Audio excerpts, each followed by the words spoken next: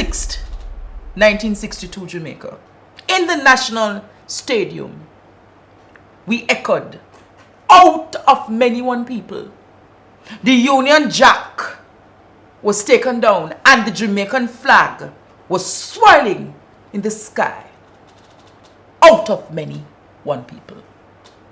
But after 60 years, are we better off? Or are we worse? Have we gotten it right, Jamaica? After 60 years, I hear them saying, no, let us reignite a nation for greatness. But were we ever lit, Jamaica? Were we ever ignited for greatness when I think about our poverty level? When I think of the crime, the corruption, the cronyism, and the nepotism? Have we reignited a nation for greatness when our crime dilemma is one that is gruesome and heartfelt right across Jamaica? When the criminals have ravished our state and they have taken over all parishes. Remember one time when you think about crime, you would have said Kingston, St. Andrew, St. James. But when you look at crime now, have we reignited a nation for greatness? Or have we become a crime-prone nation? But then Jamaica, when I think about reigniting a nation for greatness, have we reignite our country when it comes on to land and housing reform? Have we reignite a nation where our education system benefits more and the quality of education has risen expeditiously? Have we reignited a nation where the issue of governance and our justice system has reformed in a way where more Jamaicans can be accessing justice for all or justice being denied? When I think of that, Jamaica, it begs me to question, after 60 years, where are we? After 60 years, have we done what has been right to put us on the global map? It cannot be, Jamaica, that after 60 years, all our accolades are placed with music and sports. After 60 years, have we done better for our children? Have we done better for crime? Have we done better for housing? Have we done better for agriculture? Have we done better for healthcare? Have we done better? I don't know, Jamaica. I am going to probe it today with Roger. I'm going to scope it after 60 years. Have we reignited a nation for greatness? Have we reignited a nation to be doom and gloom? After 60 years, where are we? Jamaica, this is Unfiltered, and today we're going to scope it after 60 years. Stay tuned. Jamaica, I don't know about you, but Roger, is Jamaica a powerhouse? Hello, Andre. How are you, my friend? And special greetings to our viewers on a day such as this. I think that Jamaica is a powerhouse nation. There is no doubt in my mind that it is. Whether or not we have issues to contend with, sure, but we can't deny the fact that Jamaica is a presence in the global space. Yeah, but being as present in the global space, and I'm not talking about the global phenomena of being that of track and field and that of our music and Bob Marley. Mm-hmm. I'm speaking specifically to the issues surrounding our agricultural progress, mm-hmm, or issues of food security. After 60 years, Roger, do you believe we have gotten it right in producing enough for our population? That's a hard question to answer. I don't think we have gotten it right, but we were also faced with a lot of extenuating circumstances and politics. We spoke some time back about things like the Caribbean Basin Initiative. We also faced the formation of the EU when we lost the preferential British market. A number of things happened over the space of 60 years that really and truly changed the Jamaican landscape agriculturally. So it's hard to say in one end whether or not we've done enough. We've taken some blows, and I think those blows really have affected how we repositioned ourselves and how we retooled ourselves, and as a result, we are where we are now. But one of the things where I'm saying, if we have gotten agricultural right, mm-hmm, when I visit the markets on a Saturday and I look at the amount of wastage farmers, vendors, just throwing away hundreds of pounds of market produce on the basis, Jamaica, on the basis that we never sell it off. So if we never sell off, shouldn't there be a food bank created where all of these excess foods are turned over to the government, and the government transfer these food into giving vulnerable societies? That could be it's a suggestion that could be made. I'm not sure why and what's the logistical issues around those. I think the bigger issue then is more than just a food bank, is how we have really make use of the value chain in terms of how do we repurpose agricultural produce in other ways. How do we make use of the skin? How do we make use of the overripe ones? How do we make use of, because there's tons of things we can extrapolate, chemicals, we can extrapolate sauces, we can extrapolate paper, clothing, medicine. There's a whole lot of things we can do with it that we have not done.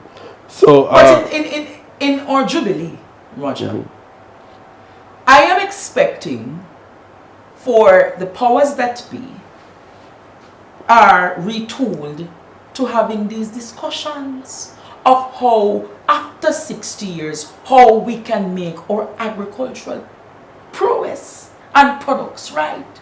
And I am saying to you, if me a small brain and you a big brain, and the two of us can have this discussion, where are the legacy projects for Jamaica 60th? Shouldn't a job bank be a part of the legacy project for the Ministry of Agriculture to say, let us make it right for all industries in agriculture? But the problem is whether or not agriculture is really a viable industry, given the fact that we are global actors. We've talked on the show about the cost for production in Jamaica versus globally, versus the idea of the cost of importing and selling in our supermarkets and to our vendors. So there is really no incentive now for Jamaicans to be involved in agriculture. So I'm going to say to you, we have discussed it here in Jamaica. We have analyzed that the cost for food is growing daily. We have seen when you go into the supermarkets over the past 24 months how the items such as salt mackerel, salt, fish, all of these things, tin mackerel, rice, chicken, all kind of meats have grown expeditiously. And I am saying to you, Jamaica, will we get it right? Will we carry this discussion just being a talk show, a talk shop, or are we going to do what is needed? Roger, are you going to do what is needed? Are we going to do what is needed? What is needed is for the government of Jamaica to incentivize agriculture so that more people can become involved in it. What about backyard gardening? What about creating your own little green spaces and probably a little fall cube if you can, so that you can eat what you grow and grow what you eat? You know, Jamaicans, I think, get turned on by the word incentivize and incentivization. And that is, after 60 years, I think that's a sad thing. Because I think we should have moved from extrinsic desires to intrinsic ones. And I think after 60 years, we're still expecting incentivization to eat healthy, incentivization to plant in your backyard, incentivization to do what is right. But you see, I don't think that is really where we ought to be going at all. I think at 60, having matured, a 60-year-old person is somebody on the cusp of retirement. This person would have amassed significant knowledge over a lifetime and is now able to exercise wisdom. Andre, the Jamaica you're talking about still sound 15, still sound 20. And maybe that is still a part of the problem, that our mindset is not 60 years old. Our mindset is very underdeveloped. Thank you for that. So we can agree, Roger, that after 60 years,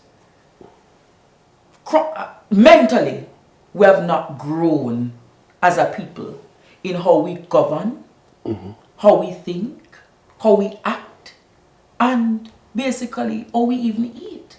Because if the truth be told that I need to incentivize to make you want to do backyard farming, something definitely wrong. Oh, Roger, having looked at agriculture, I want to zone in a bit on Jamaica crime situation. After 60 years, have we really reignited a nation for greatness when in the last 10 years, almost 15,000 Jamaicans have been killed? You know, Andre, I personally sometimes I laugh at themes. We just develop them because they sound good, you know. But it's a marketing tactic, a catchy phrase. There is really no messaging to it, you know. It's nice that you're able to, at 60, try to interpret what reignite would mean.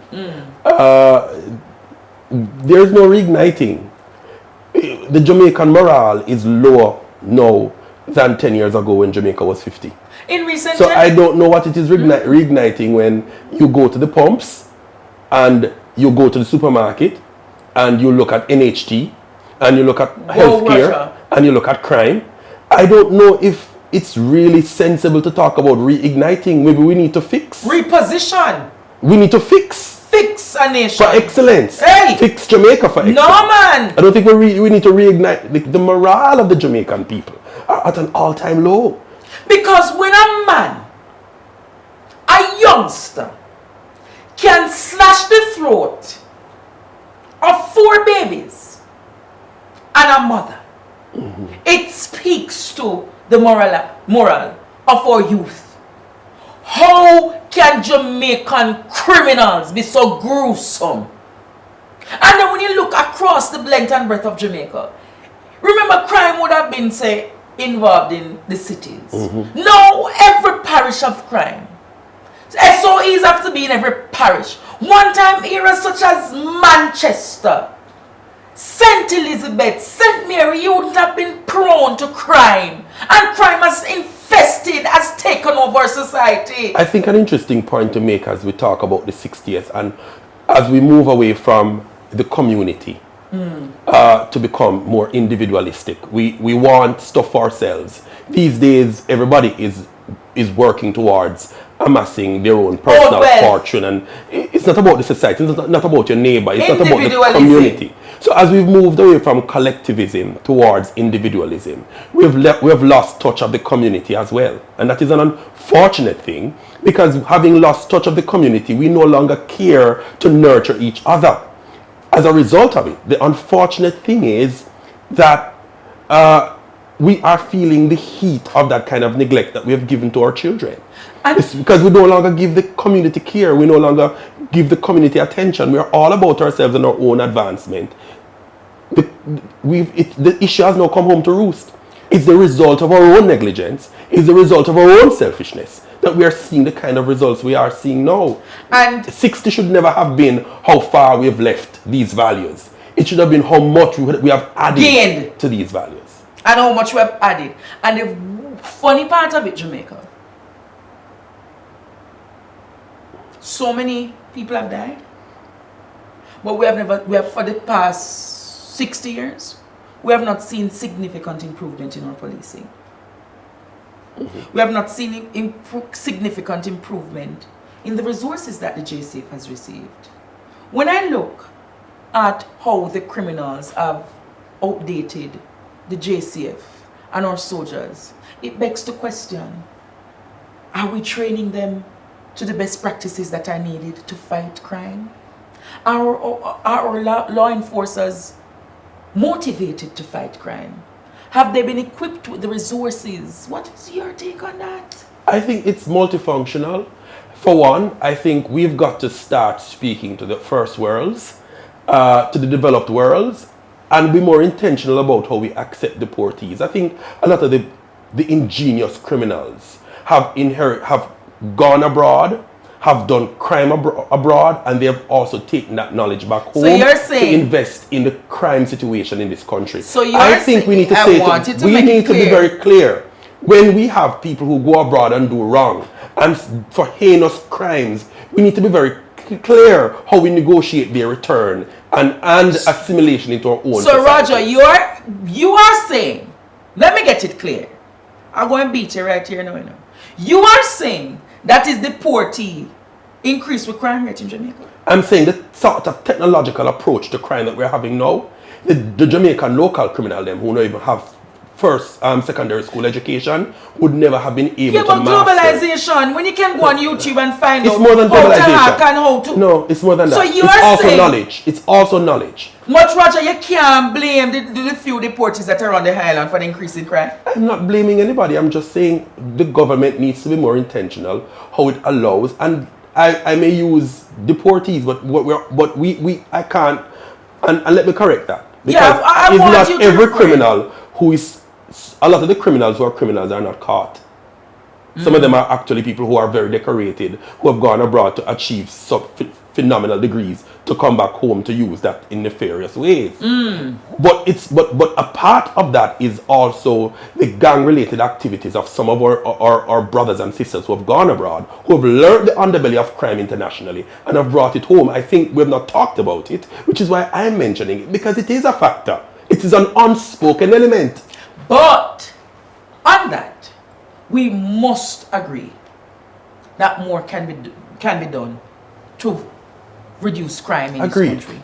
And I am going to say to you, Jamaica, that after 60 years, I have not seen where successive governments have developed a good, excellent crime-fighting strategies that can work for all Jamaicans. Because when I look at the situation that is happening, you're going to tell me that crime, is cyclical, Crime happens year after year after year. And you're going to say you have not developed the patterns of criminals to know how the criminals are acting, and as such develop a social mechanism that can counter them. Come on, man. Something needs to be done, and it takes political will. It takes political will to fight it. It takes the citizens, as Roger says. It takes community. No more individualism, Jamaica. And these are the things that I am talking about, that we need to do and fix if we're going to seriously ignite a nation for greatness. It's not a matter of reigniting a nation. It's a matter of fixing a nation for greatness. Jamaica, I don't understand. Years people contribute. Years people contribute to the NHT, and yet still. But how is it that a government makes it mandatory that you're paying the NHT, but not making it mandatory that once you're paying the NHT, you have to receive a house? Small income, medium income, low income, all kind of income. How if you pay a partner draw Jamaica and not receiving? Roger, you're paying your partner draw to the NHT. Don't you expect your return? Well, as we look at 60 years and how far we've come, I acknowledge that the trust, the NHT, was indeed a brilliant idea. Concept. It was a brilliant concept. And for the most part, it has worked in terms of giving homes to people who normally wouldn't have had access to homes. Are there issues within the NHT that needs fixing? Yes. I don't think we should label the NHT a failure. After 60 years, I think their work... It's probably one of our best. I agree. It has probably been one of the best legacies after 60 years. Thank you, Michael Manley. Thank you, may your soul rest in peace and life perpetually shine upon you. But it speaks to the fact that as much as the NHT will have its faults, and some of that fault may have had to do with even successive governments changing the policy more than directions. that, it also had to do with how at the inception of independence, how we handled land reform. Land reform. Right? A part of that issue is also fed into the NHT issue and the issue of access of land, and then consequently the issues of access to housing. So there were other issues that I felt along with the NHT that also compounded the issue to what we have now. Because I think we should have looked at redistributing lands based on, instead of following the British land distribution of what land was. Land distribution is a major problem in this country. Because, Andre, the truth of the matter is, when the British left, they had already given the countrysides to the subsistence farmers. The real, true, valuable land, the arable land, was owned by the crown. Right? And when our governments took over, they took over those lands. They didn't call the people from off the hills, you know, and say, okay, Jamaica is now for all away. All away. Take your part. See your little partner dry here. We didn't do that. No, it was done. We kept the status quo, and that is a damning issue. We've never talked about it. It's a damning issue on Jamaica's historical frame. So after 6 years, we have really not done much for land reform. We have just kept the status quo of Her Royal Majesty Queen Elizabeth II. And it has done serious damage where we have had serious implications of squatter settlement. And these squatter settlements has led to continuous poverty. And this poverty has led to triple effects on our economy and the or crime situations. Look at even Spanish Town. I expect after 60 years, Spanish Town would have been a remodeled society. But when you look at the road infrastructure at Spanish Town, the housing solutions in Spanish Town, in the inner bowels of Spanish Town, can you believe that that structure still represents the Georgian structure? After so much years, the roads, Roger, if rain fall right now in Spanish Town, there is serious flooding. But more than that too, I think it's also unfortunate that after 60 years, we still have this great contrast between country and town, and that we have failed to look at urbanizing rural areas. We have not done anything about urbanizing rural areas, and what we have done is gentrified the city. Right? So you're pushing poor people into deprived communities, into pockets of violent existence, and you leave so many parts of Kingston for the privileged. And you're not doing anything to help country. So you're always forcing people to leave country to come to exist in those pockets of depravity. But I see recently where the government is trying or aiming to turn Morat Bay into a globalized space. That's an excellent effort by the government of Jamaica, and I must call him out on it. Good. But we also want to see the other 13 parishes becoming modernized states, that we can have areas that supports urbanization. Look at Junction. Junction is one of the fastest developing towns in the Western. But it lacks town planning. Town planning. Okay, I'm going to make a controversial point on education, Andre. As it relates to education, I think we also have a lot to be proud of in terms of education. I know. The statistics don't always show that. But when we look at how we've reformed things, for example, like the early childhood sector, and to the extent where the government has shifted its focus significantly to invest in early childhood education, when we look at the extent to which the government acknowledged that there is a need for infusion of technology in high schools and in the education process, I think we have to acknowledge that we have come a far way in terms of access. I think we've broken the barrier of access in education. When the idea of the early days of post-independence, traditional schools were belonging to people of a certain hue, a certain color, and a certain class. I think we've broken that kind of stereotype. I think those are good things that would have happened in the education sector. The issue then is, having broken those stereotypes, what have we done in recent times to build up? I think that's where we have failed. But there is no doubt that we have something to be proud of educationally after 60 years.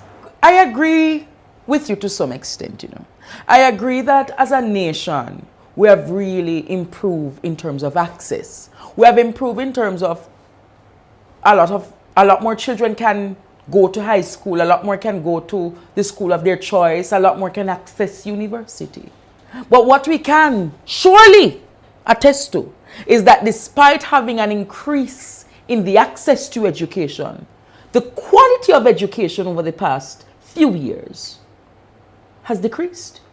Because even though you open the net to make a lot more students being accessible, the cadre of students that we have, the results that we have, the literacy and the numeracy rates that we have at the secondary and the primary school level, it is appalling, because you have so many more children accessing school public education, but the results in terms of the quality, when you look and you see some students can't read and write.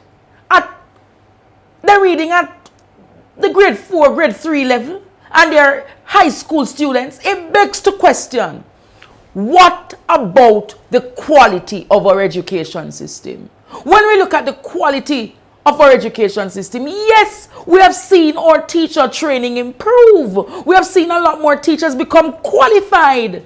But when you look at the results in our schools, Jamaica, it begs to question, what have we done to education? Jamaica, coupled with all we have mentioned thus far, you know what hurts me? Is how justice is delayed in this country. Or if justice is not delayed, it is denied. I can't understand. We have a justice system. And in recent times, people are on trial. And a Chief Justice can come and tell us, basically, all 33 people on trial, case going to be thrown out. Why? There's not enough evidence.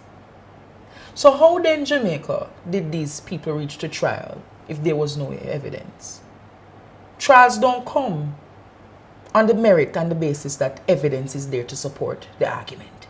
So you're going to say that taxpayers' money are being wasted to put criminals and gangsters on trial and then to be told by a justice system, oh, there is not enough evidence. And then this begs me to question, how can we fix the justice system if the justice system is not fixed? How can we fix the insecurities and the irregularities in our system when a country have 33 men on trial and not even one is prosecuted? But then I want to speak on the issue of governance. Governance in this country, Jamaica. Politicians have a way in this country of committing acts of fraud, acts of nepotism, acts gruesome to Jamaica's development, but yet still when it comes on to penalizing them. We have never seen a politician in recent times or in the past half of 30 years in this country who have been prosecuted. When I think about the light bulb scandal, no one was prosecuted. When I think of Petrojam, when I think of the Ministry of Education with Ruel Reid, when I think about Bobby Montague, when I think about scandal with USCAR, no one was prosecuted. All you hear is, let them resign and move on. But I'm going to say to you, Jamaica, for all the years these corruptions have taken over our country, do you know the impact on our GDP? Do you know the kind of resources pulled from the public strings to make some of these men richer? I don't know about you, but when I look at governance and politics in this country, governance and politics has failed miserably from 1962 to 2022. We have never gotten it right as a people for politics. Our politics has always done more of injustice rather than bring up and fathom and make people greater. Our politics have given a politics of dependence, a politics of poor governance, a politics of corruption, a politics of nepotism, a politics of who knows who, and too much of that. Too much of that has eroded our system in this country. And I don't know about you, Jamaica. But when I look at where we are coming from, after 1962, being the pearl of the Antilles, to where we are now, where the pearl of corruption, the pearl of murder, the pearl of cronyism and nepotism, the pearl of nothing that is great and good, other than music, other than running, other than what? Shooting, looting, and scamming. I don't know about you, Jamaica, but that make me wonder where we as a people will go in a few more years. 60 years, I don't want to see us at 100 if we are on this path of trajectory. Jamaica, it begs us now to question, to reflect, where do we go now? Do we ignite a nation for greatness, for politics that has encrypted our country and engulfed the country into cyclical signs of poverty? Or are we going to do more for our country so it can be reignited to become a true nation of greatness? You can't be great with only music and running. The economy needs to be great. You can't be great just by doing, good speeches. We need every aspect of our country to be great. Our children, our mothers, our youth. We need everyone in this country great again. Stay tuned, Jamaica. Andre, I think it's important for us to at least look at a grading of Jamaica after 60 years as we conclude. And I'm going to give you my take on this.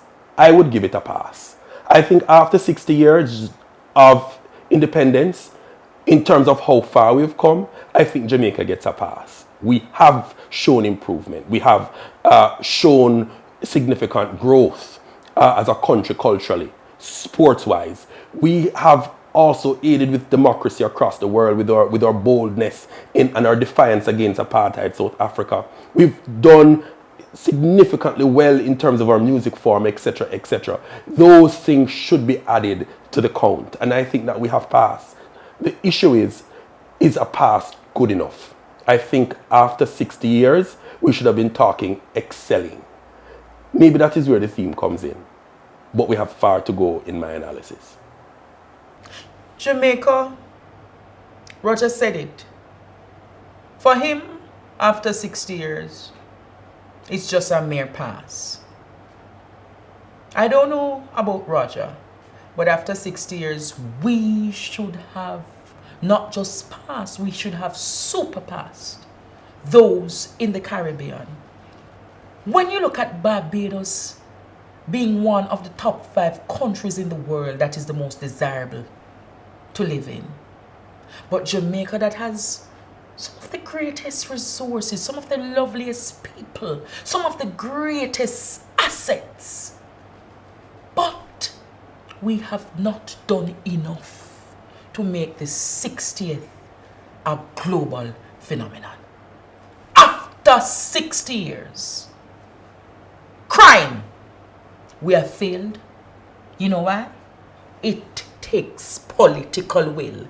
It takes the people. It takes an inclusive approach to fix crime. We have failed miserably for crime. Education, we can give a pass. But there can be much more that could be done to fix the education crisis in our land. When you talk about healthcare, come on, Jamaica. We have one of the most dilapidated healthcare systems across the region. When we look at food security, are we doing enough to become less dependent on importation and more dependent on local production? When we look at governance and politics, I will say big fat F. We have failed. We have failed. We have effed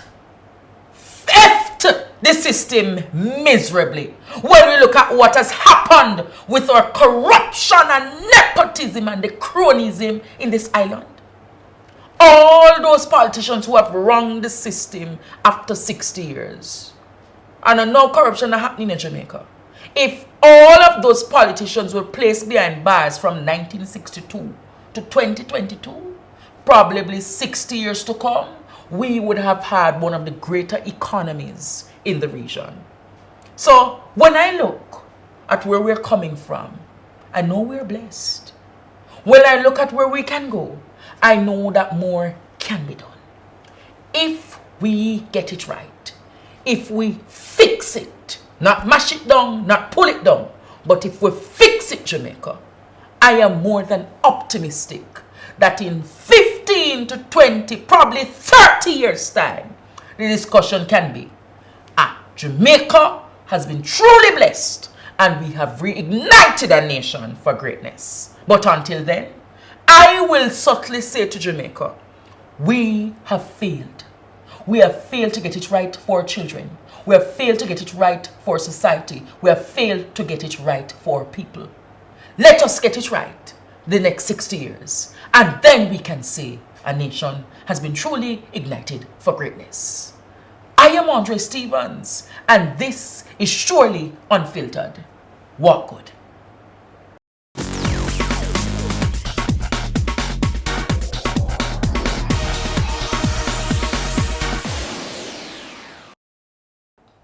Yes, Jamaica, we are finished. Season 1 is finished. But I know that the discussions, the conversations were riveting. It made you question, it made you on your verandas. The WhatsApp, the calls, the messages were phenomenal. But it not stop there, so I'm asking you, Jamaica, watch it again. Tell somebody in the diaspora, tell somebody in the global network to watch Unfiltered Jamaica. So all you need to do, is to like, subscribe, and click the notification bell. But it doesn't stop there. Something bigger and greater is coming. Season 2. What are some of the issues that you want to discuss in Season 2 of Unfiltered? Send a message on our Instagram page. Send it to our YouTube channel. We want to know. We are going to be better. We are going to be greater. Unfiltered is here to stay. Unfiltered is the people's show. I am Andre Stevens, and this is Unfiltered. See you soon.